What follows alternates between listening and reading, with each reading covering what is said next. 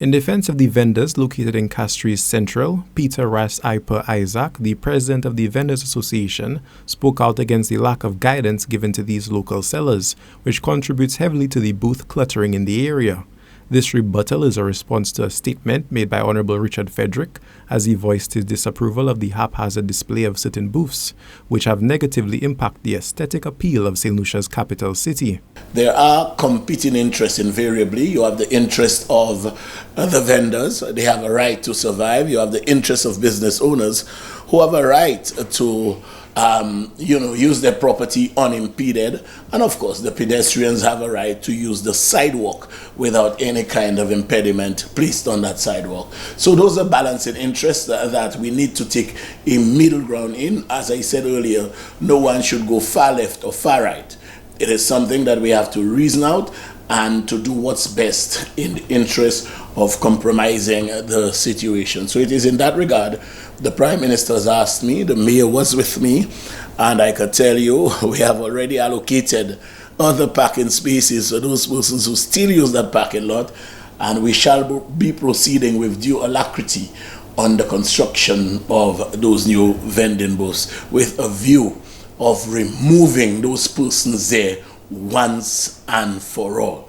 After this is done, I have to send a warning to persons who, in a haphazard way, just start the construction of all those little, booths all over the place. That cannot be tolerated. It is not aesthetically pleasing. It is not something that you want your visitors to see. Yes, we have a right to survive, but we need to do it in a manner that lends accord to we don't want to do it in an unlawful way, in a sporadic way. Let's do it in a manner that lends accord to the beautification of our city.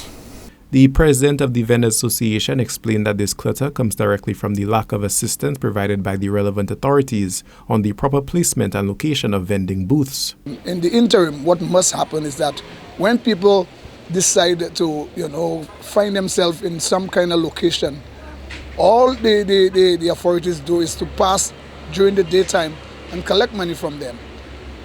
No one tells them how to do this, how to do that, what kind of paraphernalia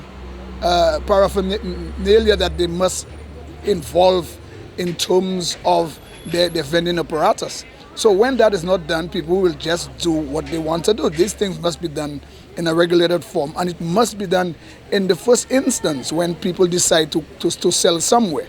I heard the minister said that some people are asking where are they going to be relocated, and he said that who put them there in the first place.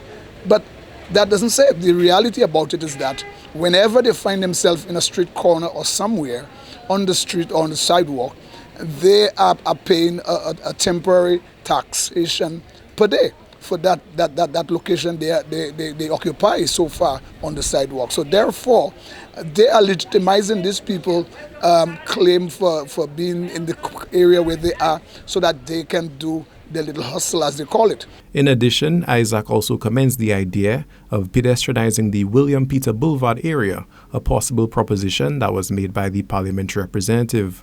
I think the idea of, pedestrianizing the boulevard is something I asked for from since in the early 90s. At that time, it was George Mallet was the minister and the representative for Castries Central. So that is not a bad idea in terms of really pedestrianizing the boulevard. I don't see the use of it now in terms of vehicle passing through. To me, it's not helping to alleviate the congestion in terms of traffic and so on in the city. So I think that is not a novel idea. It's something that has been bundling around for quite some time. So I welcome that. Moreover, Ras Ipa Isaac has not stated that he disagrees with the Castries Central representative's opinion, but believes that this vending clutter is as a result of laissez-faire leadership and management from the relevant authorities. For Choice News Now, this is Obi Offor reporting.